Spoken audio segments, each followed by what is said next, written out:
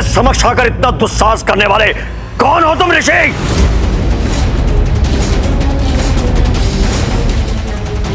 इस ऋषि को कहाँ देखा है मैंने?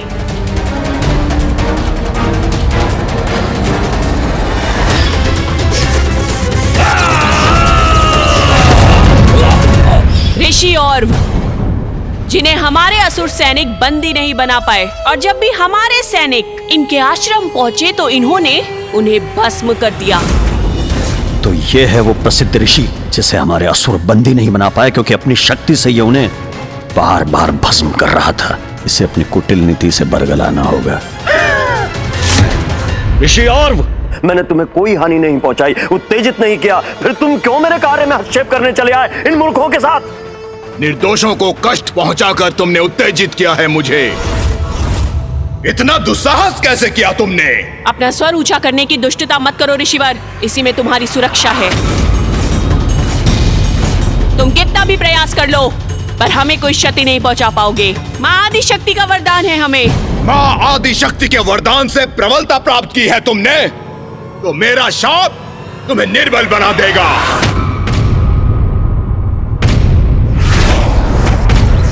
मैं ऋषि और दारुक और उसके असुरों को शाप देता हूँ कि यदि वो पृथ्वी पर ऋषियों, मुनिजनों, संतों और देवताओं के साथ हिंसा करेंगे, उन्हें कष्ट पहुंचाएंगे अथवा उनका वध करेंगे, तो उसी क्षण उनकी मृत्यु हो जाएगी। उनकी मृत्यु हो जाएगी। उनकी मृत्यु हो जाएगी।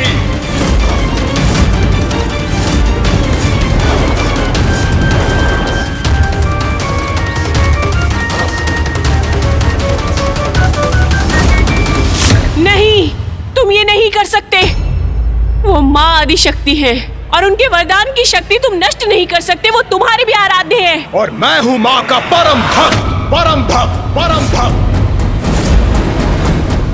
माता, आपने उन असुरों को वरदान दिया और आपके वरदान के विपरीत ऋषि औरव ने उन्हें श्राप दे दिया। मेरे ही भक्त ने मेरे ही वरदान को एक स्थिति में बांध दिया। ये थी एक भक्त और भगवान की लीला। और उसमें विजय किसकी हुई माता? निर्दोष पीड़ितों की रक्षा करने वाले भक्त की अथवा आसुरी भक्तों को संरक्षण प्रदान करने वाले भगवान की?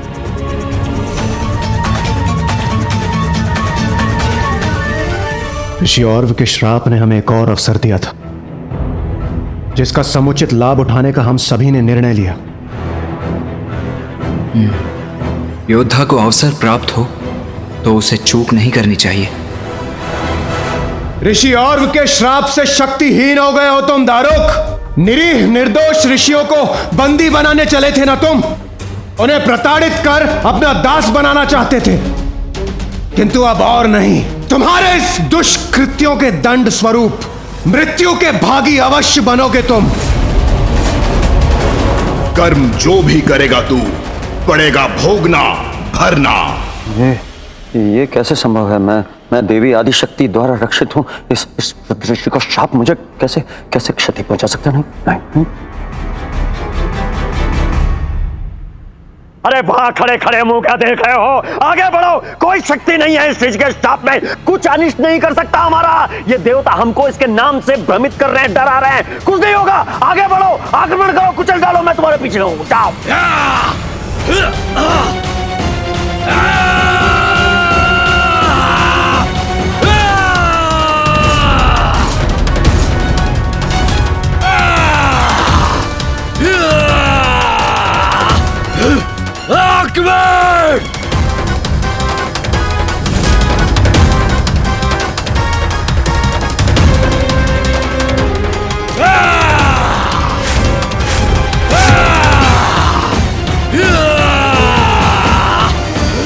मेरी रक्षा अवश्य होगी।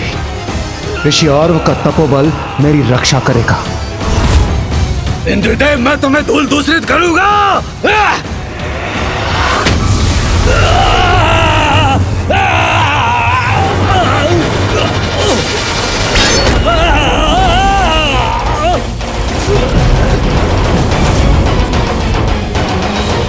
इंद्र के वज्र उठाए बिना ही मेरे प्रबल योद्धा का अंत हो गया। प्रचंड शक्ति है इस वृद्ध ऋषि के शाप की। इसका आरंभ तो हो गया है, अर्थात हम किसी ऋषि और देवता को क्षति नहीं पहुंचा सकते हैं।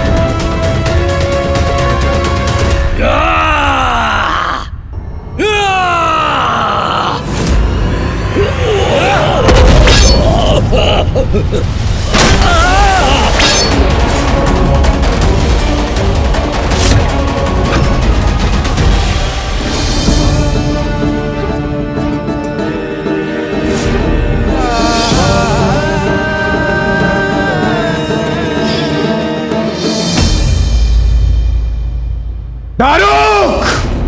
अब तुम्हारा अंत निश्चित है। देवराज इंद्र का कथन सत्य तो नहीं हो जाएगा। मुझे आग करने में सफल तो नहीं हो जाएंगे ये देवता।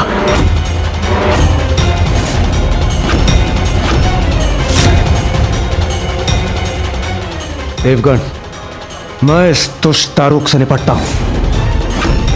आप सभी बंदी ऋषियों को मुक्त कराइए।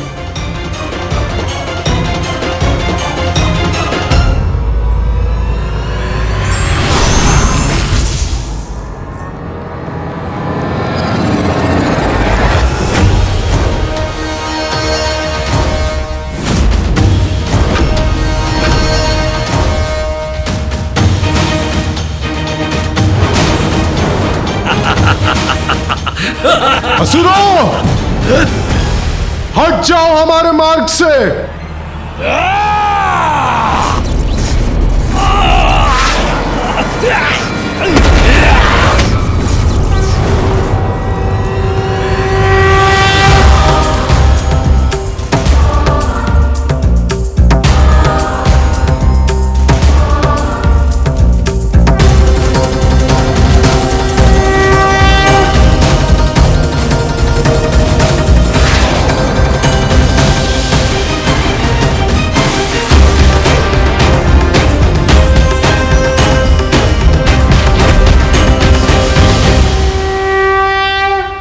आइए।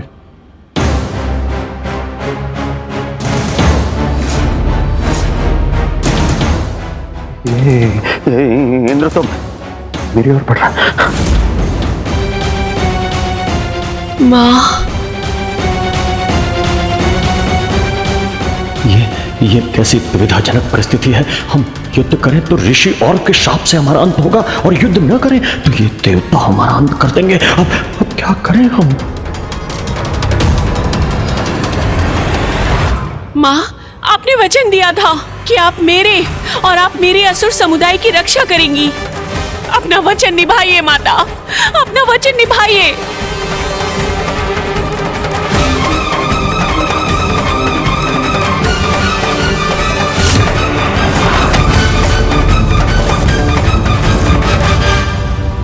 दारुक! तुम्हें तुम्हारे अपराधों का दंड अवश्य मिलेगा। अंत होगा तुम्हारा।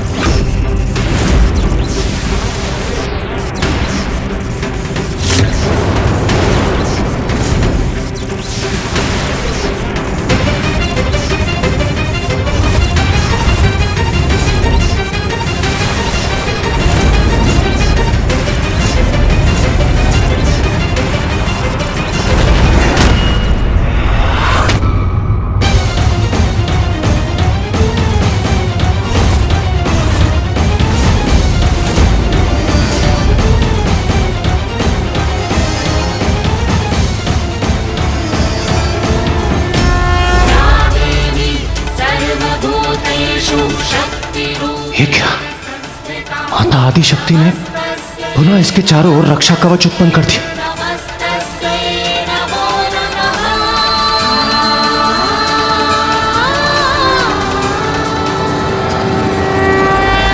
मुझे क्षमा कीजिए माता, आपके वरदान के विपरीत जाकर मैंने इन असुरों को शाप दिया। किंतु माता, मैं विवश था। इन दुष्ट असुरों द्वारा इन निर्दोष ऋषियों को और प्रताड़ित होने नहीं दे सकता था मैं। हमें क्षमा कर दीजिए माता, क्षमा कर दीजिए। अपना वचन पूर्ण करने के लिए और हमारी रक्षा करने के लिए आपका कोटि कोटि धन्यवाद माता। पुत्री दारुका, तुम्हारी रक्षा करने का वचन मैंने निभा दिया, किंतु ऋषि और्व का श्राप अभी भी स्थिर है। क्या स्थिर है माँ? स्थिर है, स्थिर है। ऋषि औरों का शाप है कि पत्थर में खिंची रेखा है? स्थिर है माँ। हाँ, स्थिर है दारुका। मैं कवच बनकर सदा तुम्हारी रक्षा करूंगी, किंतु यदि तुमने, तुम्हारे पति ने या तुम्हारे समुदाय ने किसी भी ऋषि अथवा देवता पर आक्रमण किया, उन्हें क्षति पहुंचाने का प्रयास किया, तो वो असुर स्वतः अपनी मृत्यु का भागी बनेगा। अरे क्या माँ, ये कैसा अन्यायपूर्ण अनुचित कथन है आपका? आप सर्वशक्ति हैं, आप आदिशक्ति हैं, आपका वरदान अकाट्य है। अरे ऐसे तुच्छ से ऋषि का कोई प्रभाव नहीं पड़ सकता उस शाप पे। आप क्या कर रही हैं माँ? मूर्ख दारुक, मूर्ख दारुक, मूर्ख दारुक। शाप का प्रभाव तो होना ही था। अपने भक्त के शाप को अशक्त करने का वरदान नहीं दिया था मैंने। जिस प्रकार मेरे प्रति अपनी भक्ति और तपस्या से तुमने अपना वरदान प्राप्त किया है, उसी प्रकार ऋषियों को कष्ट पहुंचाने के कारण मेरे परम भक्त ऋषि और से जो तुम्हें श्राप मिला है, वो भी तो तुम्हें ही भुगतना होगा। जो बोओगे वही काटोगे, जो कर्म करोगे उसी का परिणाम तो भुगतोगे तुम। आपकी भक्त तो मैं भी हूँ और हमारा समस्त असुर समुदाय संकट में है माता। वहाँ एक और ऋषि का श्राप पाकर पूरे देवता हमारे अंत के लिए आतुर हैं, और दूसरी ओर मृत्यु के भय से आतंकित होकर भोजन रहित हम जीवित कैसे रहे माँ? इसलिए अब आप ही हमारा मार्गदर्शन कीजिए माँ। इस संकट से हम अपनी रक्षा कैसे करें?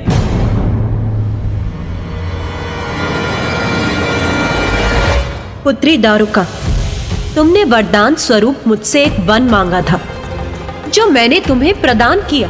वो वन समस्त साधनों से संपन्न है, उसका उपयोग करो, उससे भोजन प्राप्त करो। क्या वन का उपयोग करो माँ? अरे हम असुर हैं, मांसाहारी हैं, हम घास फूस खाएंगे, हम मांस खाने तो यहाँ आए थे माँ। आप अपनी परम भक्त को ये क्या सुझाव दे रही है माँ?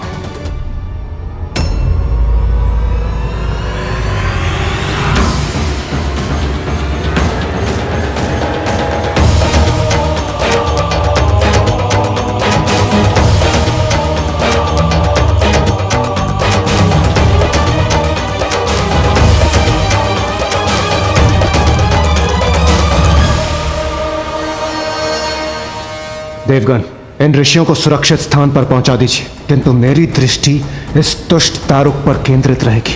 अवसर प्राप्त होते ही इसका अंत करूंगा मैं। पुत्री दारुका, जब तुम्हारे ऊपर आक्रमण होगा तब मैं तुम्हारा कवच अवश्य बनूंगी, किंतु मैं स्थायी रूप से तुम्हारे साथ नहीं रह सकती।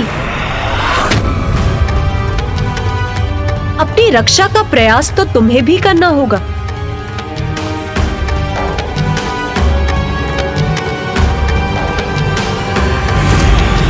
वो देवराज इंद्र आक्रमण करने की ताक में है।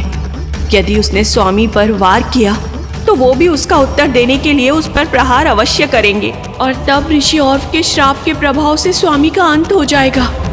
अब मैं क्या करूं? माता के प्रस्थान करते ही मैं अपना वार करूंगा दारुक।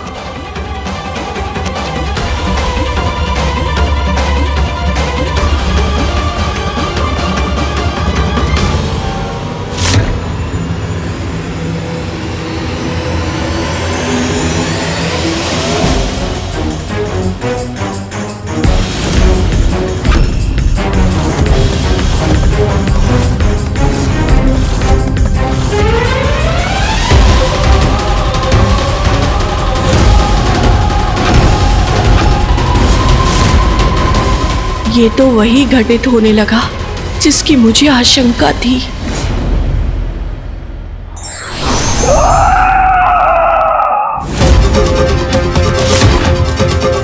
स्वामी ने अपने हाथ में खड़क उठा लिया। अब क्या करूं मैं?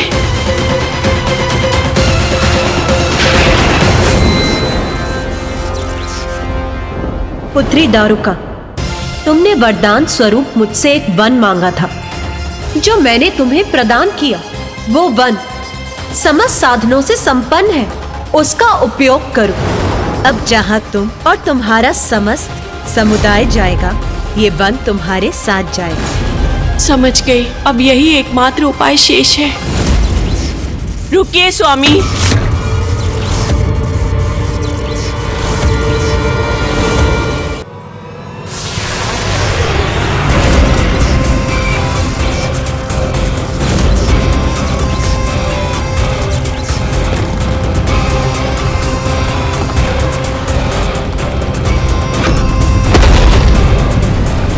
ये क्या हो रहा है?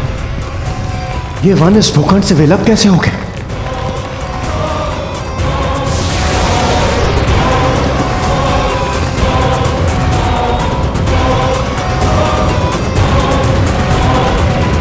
ये वन तो उड़ गया। कदाचित मुझसे क्षणिक विलंब हो गया। यह आसुरी वन आकाश में कैसे चला गया? इति समाप्ति। देवराज इंद्र, हम असुरों का विधान है, हम पराजय से भी बहुत कुछ सीखते हैं और अवसर पाते ही पराजय को जय में परिवर्तित कर देते हैं। यह प्रसंग यहीं समाप्त हुआ है इंद्र, मगर हमारे लिए नहीं, तुम्हारे लिए। हमारे लिए तो आरंभ है। तो इसी बात पर प्रतीक्षा करो।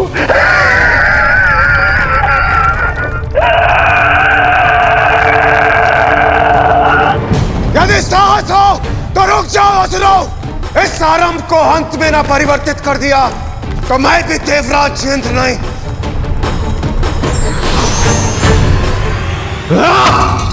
अकस्मात ये वन कहां लुप्त हो गया?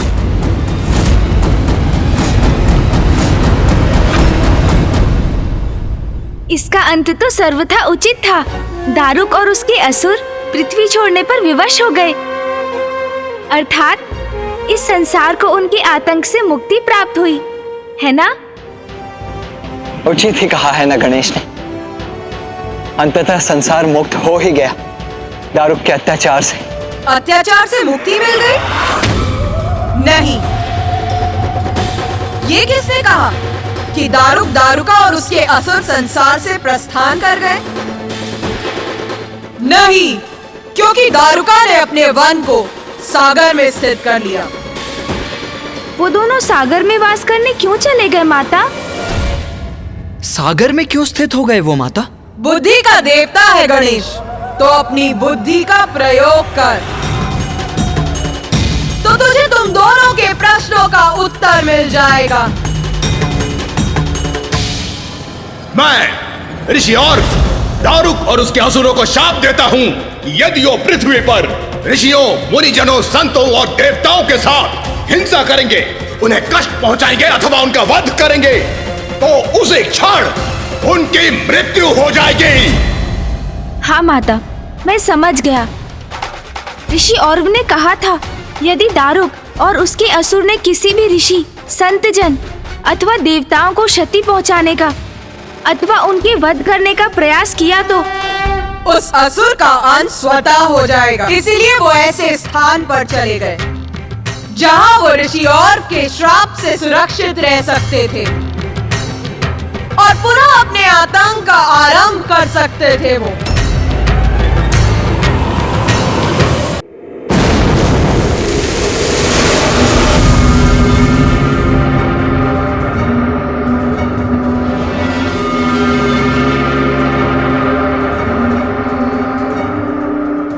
दारुका, ये कहां ले आई हो? चारों तरफ जल ही जल है। वहां पृथ्वी पर सब कुछ प्राप्त करने का साधन था, भोजन था वहां। अरे मैं और मेरे असुर यहाँ शेष जीवन ये जल पिएंगे, मीन खाएंगे, मछली। हम शाकाहारी हैं क्या? हम मांसाहारी हैं दारुका? स्वामी, आपके जीवन की सुरक्षा करना मेरा प्रथम ध्येय है। वहाँ पृथ्वी पर तो इन ऋषियों ने हमें स्थिर कर दिया था। ना तो हम उनका वध कर पाए थे और ना ही उन्हें अपना आहार बना पाए थे। अरे हमें ज्ञात है दारुका कि हम ऋषियों को आहत करते तो स्वयं आहत हो जाते, पर यहाँ क्या करेंगे, भोजन कहाँ है?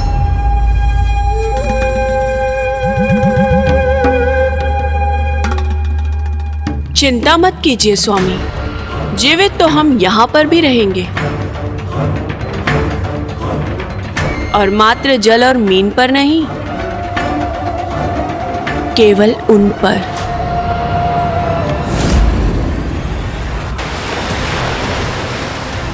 ऋषि और के श्राप के कारण हम कदाचित देवताओं और अन्य ऋषि मुनियों को स्पर्श भी न कर सके, किंतु ये तो साधारण मनुष्य ही हैं। बहुत आनंद आएगा इन मनुष्यों को अपना आहार बनाने में। वरुण देव, दारुका अपना वन सागर में ले गई, जो आपका स्थान है। तो आप तो दारुका को वही बंदी बना सकते थे। आपका प्रश्न सर्वथा उचित है प्रथम पूज्य श्री गणेश। जल के देवता होने के उपरांत भी मैं उन्हें समुद्र में वास करने से नहीं रोक सका। किंतु वरुण देव, आप तो संपूर्ण जल के देवता है ना, क्या आपने इस स्थिति में हस्तक्षेप करना उचित नहीं समझा?